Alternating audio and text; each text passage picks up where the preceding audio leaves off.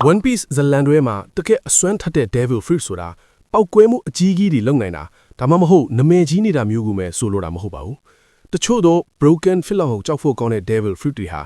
ာတာဇက်ကောင်တွေ feeling အတီးအဖွဲတွေဒါမှမဟုတ်တေချာမလေးကျင်ထားတဲ့တိုက်ခိုက်ရေးသမားတွေရဲ့နောက်မှာပုံကွယ်နေတတ်ပါတယ်တကယ်လို့ဒီအတီးတွေကိုသာကမ္ဘာအစင်းမြင့်ပင်လယ်သားပြတွေဒါမှမဟုတ်ရေတပ်ပိုချုပ်တွေဟာတုံးခဲ့မယ်ဆိုရင်ကမ္ဘာအင်အားအကြီးဆုံးလူတွေထဲတောင်ပါလာနိုင်ပါတယ်ဒီနေ့မှာတော့အထင်သေးခံထားရပြီမဲ့တကယ်တမ်းတော့တော်တော်လေး overpower ဖြစ်နေတဲ့ Devil Fruit 10လုံးအကြောင်းနဲ့သူတို့ရဲ့ပုံကွယ်နေတဲ့စွမ်းအားတွေကိုအသေးစိတ်တင်ပြပေးလိုက်ပါတယ်ဗီဒီယိုလေးမစခင်နဲ့ channel လေးကို subscribe နဲ့ဗီဒီယိုလေးကို like လေးလုပ်ပေးဖို့တောင်းဆိုချင်ပါတယ်နံပါတ်10 Buki no Mi လက်နက်အသည်အသုံးပြုသူ Baby 5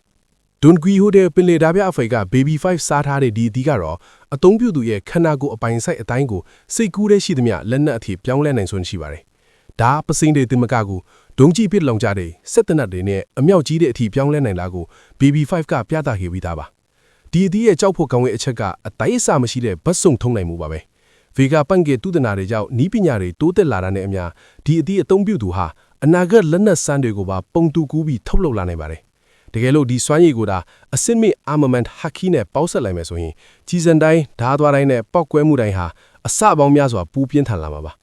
BB5 မှာဟာစီအားနဲ့ချက်ရှိနေလို့ဒါဒီအသီးရဲ့အထွတ်ထိပ်စွမ်းအားကိုမမြင်ရတာဖြစ်ပြီးတကယ်စစ်ပွဲကျွမ်းကျင်သူလက်ထဲရောက်နေတော့တယောက်ထဲနဲ့စစ်တပ်တစ်ခုလုံးကိုရင်ဆိုင်ရမယ် walking war machine ကြီးဖြစ်သွားမှာပါနံပါတ်9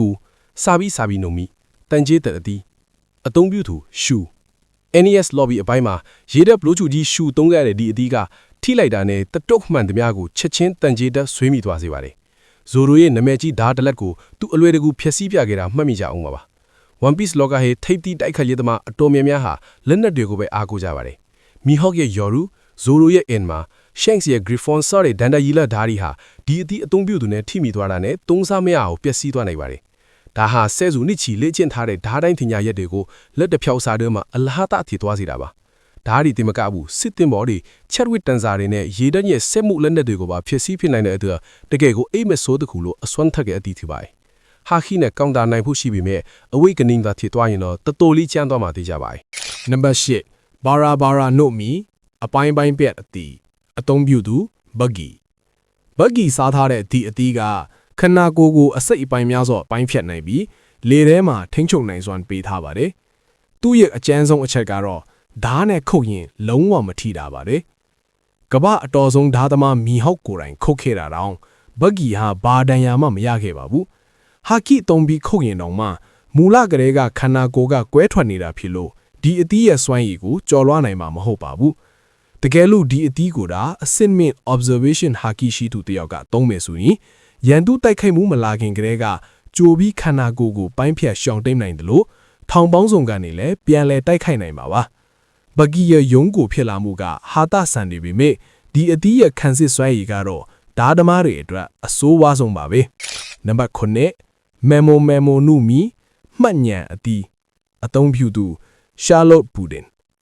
Big Man ပင်လေဓာပြအဖွဲ့ကပူဒင်ရဲ့ဒီစွမ်းရည်ကတော့တခြားသူတွေရဲ့မှတ်ညံတွေကိုရုပ်ရှင်ဖလင်လိတ်တွေလိုထုတ်ယူပြီးပြင်ဆင်တာဖျက်ပစ်တာတွေလုပ်နိုင်ပါတယ်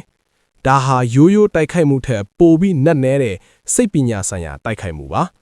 စစ်ပွဲကြီးတစ်ခုမှာဒီစွမ်းရည်ကိုသုံးလိုက်ရင်စစ်သားတွေဟာသူတို့ဘသူ့အဘက်တိုက်နေတာလဲဆိုတာမေ့သွားနိုင်တယ်လို့စစ်တနီးဗျူဟာတွေကိုလည်းဖျောက်ဖျက်ပြလို့ရပါတယ်။ One Piece ကဘာကြီးဟာစက်ခံတဲ့ဆန္ဒ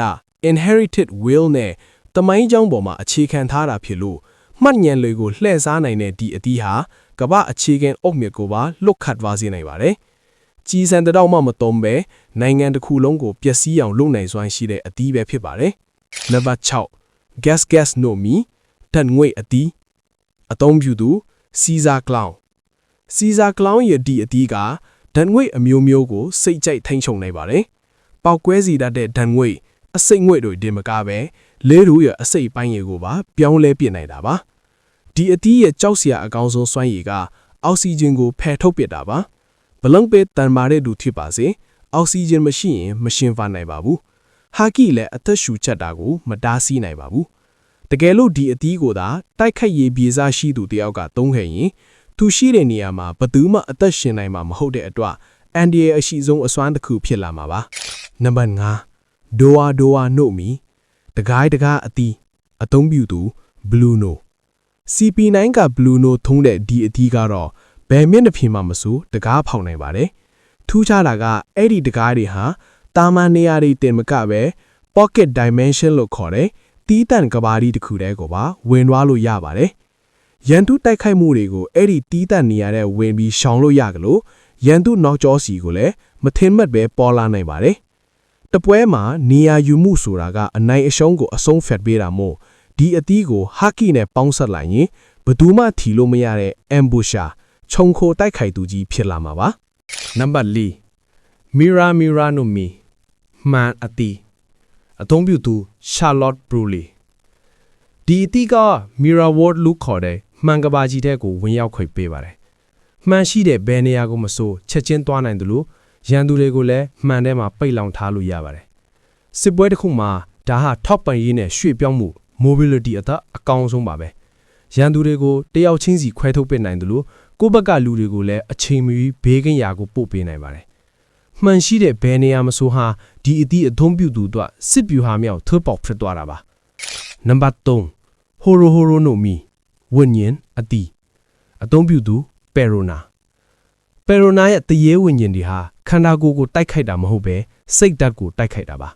ဒီဝိညာဉ်တွေကလူတစ်ယောက်ကိုဖျက်သွားတာနဲ့အဲ့ဒီလူရဲ့တက်ကြွမှုနဲ့ယုံကြည်မှုတွေအကုန်ပျောက်ဆုံးသွားပြီးစိတ်ဓာတ်တွေလုံးဝကျဆင်းသွားစေပါတယ် One Piece လောကမှာ Haki ဆိုတာစိတ်ဆွမ်းအား will power ပေါ်မှာမူတည်ပါတယ်စိတ်ဓာတ်ကျသွားပြီဆိုတာနဲ့ Haki ဆွမ်းအားလည်းပျောက်ဆုံးသွားပါလိမ့်မယ်ဒါကြောင့်ဘလို့တန်မာတဲ့သူဖြစ်ပါစေဒီအသည့်ရှေ့မှာဒူးထောက်သွားနိုင်ပါတယ်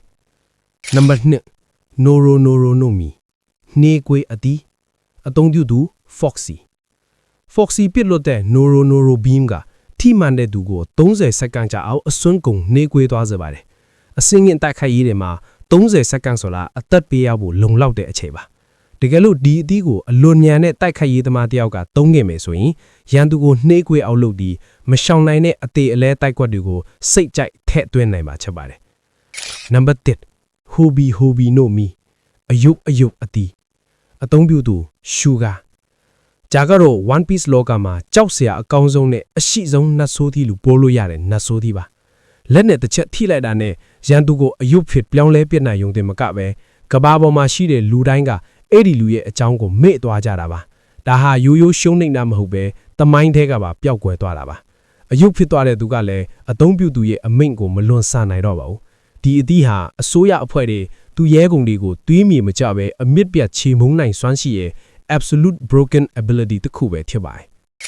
ဒီဗီဒီယိုလေးကိုကြိုက်တယ်ဆိုရင် channel လေးကို like နဲ့ subscribe လုပ်ပေးသွားကြဖို့ပြောချင်ပါတယ်နောက်ဗီဒီယိုမှာပြန်တွေ့ကြမယ်